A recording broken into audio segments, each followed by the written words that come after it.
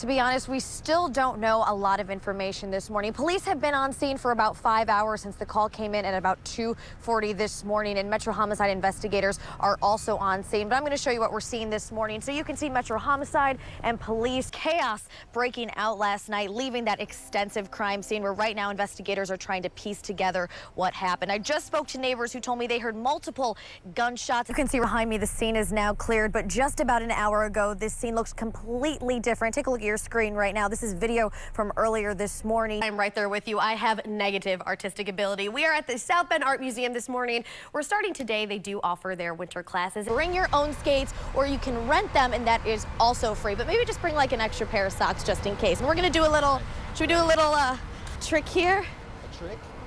They call me Michelle Kwan, honestly, back in the day. There are no suspects at this time, but investigators are interviewing 3 witnesses right now to try to piece together what happened early this morning. The party hasn't stopped from last night. There are already people in here shopping for that gear you can see right behind me. Here's one of the mounds that I'm talking about. And just to give you guys a little bit of perspective, I'm about 5 foot 5 inches.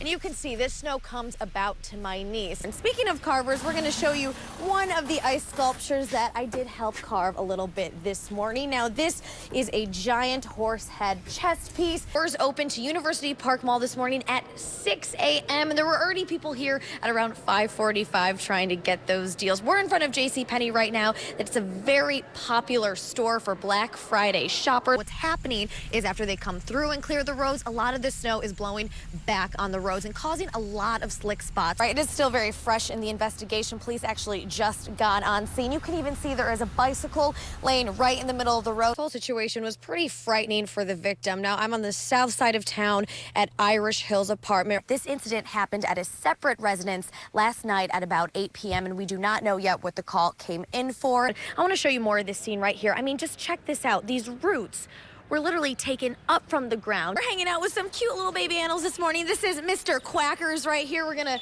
actually send him down the duckling slide here at Linton's Enchanted Gardens. There are people from all over the country coming here today to see the parade, to see the Cubs, and to celebrate a party, just like you guys said, is 108 years in the making. Central Texas man has jumped out of an airplane and right into the record books. So this is Al Blaschke's 100th birthday, and he celebrated by skydiving. He now shares the record for the oldest person in the country to skydive, but he says he doesn't plan on slowing down anytime soon.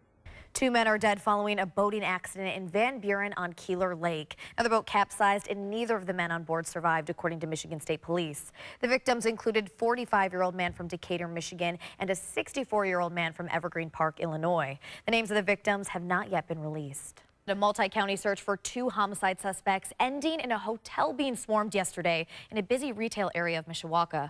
Mishawaka police tell us these 2 suspects. Winter weather from New England to the Carolinas has been causing danger and hassle for travelers on the East Coast this weekend, with traffic crashes in the hundreds to interfering with air travel. Wendy Gillette reports it's been a tough end to the winter break throughout a large swath of the country. Okay, so this is really cool. Robots that greet you at the door, appliances you control with your voice, and no, I'm not talking about the movie Smart House. These are all types of technology on display at this year's CES. Now, if you live in St. Joseph County, you might have noticed a lot of construction projects in the area. Developers are building 17 apartment complexes and condos in South Bend and Mishawaka alone. So that means around 700 units coming online by the end of the year. WSBT 22's Caitlin Connon reports. There's still serious discussion about potential Russian hacking in the U.S. election. CBS correspondent Errol Burnett has the latest from Washington. Donald Trump fired off a series of early morning tweets yesterday accusing former President Barack Obama of having his phones tapped at Trump Tower during the election. A spokesperson for the former president calls the claims false. Right now, Ed, tell me something good, as in the song says. What song is that? I'm trying to figure it out. Are you kidding me? You don't know that song where it's like, no, I do, but is it commercials? Or is it actually an actual song? Yeah, it's in commercials. We'll go with that. I think it's an actual song, too. You'll have to figure it out for me, because now this is going to bother me. I can't, I got to present weather information. Ed and Alex, the musical. After the show. Stick around, people. Yeah, that's right. Don't go away. All right, here's your forecast as we... Sometimes the sweetest of tunes comes from the hardest times. I'm covered in guilt and shame. A year ago, 24-year-old Savannah Whitaker was homeless.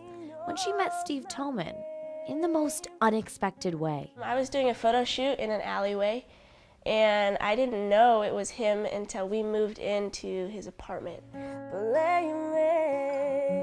And he was walking up to his apartment, I'm assuming, and he said, "Wow, you've got a really amazing voice." And I was like, "Thank you." 2 weeks later, Steve died unexpectedly. Savannah and her friend went to the funeral, and that's where Savannah met Steve's mother, Debbie. At the funeral, it was just briefly, but it was 2 days later she came with her friend, and Savannah sang to me. It was the most beautiful song I had ever heard, and it was just about not really being able, to make it through, but God gets you through it. A voice that brought Debbie and her daughter Shannon to tears. Baby, it's the darkest hour. Debbie invited Savannah to stay for good. Not knowing that these two people crossing each other's paths, he was going to pass away in 2 weeks, and she was going to be living with his family and basically become like my sister. A soft place to fall, and trusting in somebody who probably didn't have a lot of people trusting in her. Didn't matter at all. It was unconditional love. Something that both Savannah and Debbie say was God's plan. But I know now that God had brought her into our lives because she is such a blessing to us. Really, she's been on this journey from homeless to rising star, and the whole time she's been rising, she has been blessing us. Because I was sad because I was getting bullied. Lexi Hansen draws pictures like this one. She wants to be an artist when she grows up, and the glasses she wears helps her draw. He just says I look weird and I have googly eyes. That's what Lexi's bully calls her. She came home one day and she was crying, and I'm like, "What's wrong?" And she's like, "Well, he pushed me down the stairs on the bus." So what's being done to keep kids like Lexi from being bullied?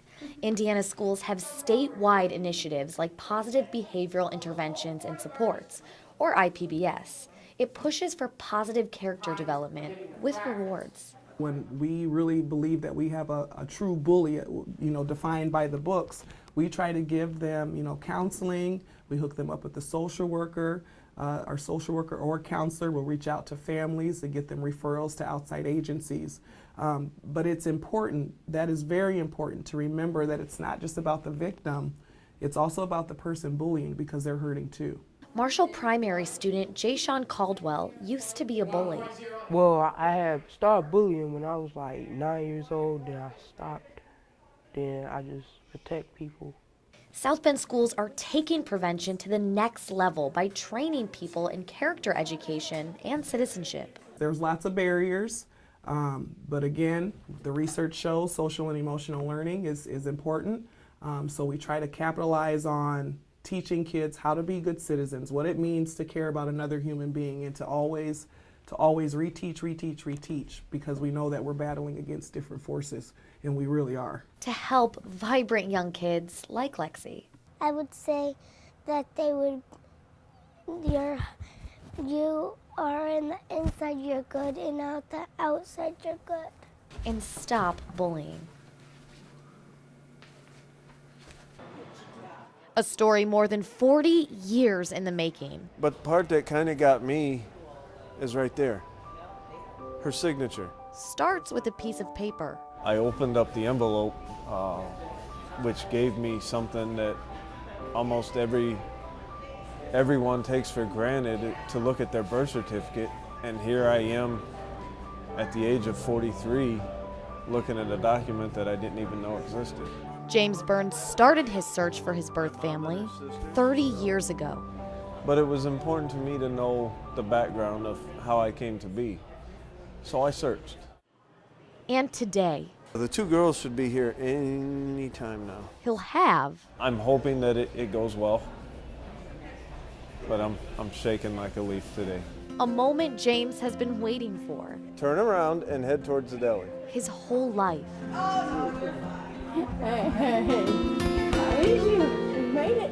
Biological cousins and aunts met James for the first time at Martin's Supermarket. How can you put it into words? You know, you find a long lost family member. How can you put it into words? I mean, it's just amazing. It's awesome. It's exciting. It's just mind-blowing. James searched through adoption records and Facebook, all leading up to the reunion. But to me, he's a lost little boy. I can hear a lost little boy in him. I can hear. And that's sad.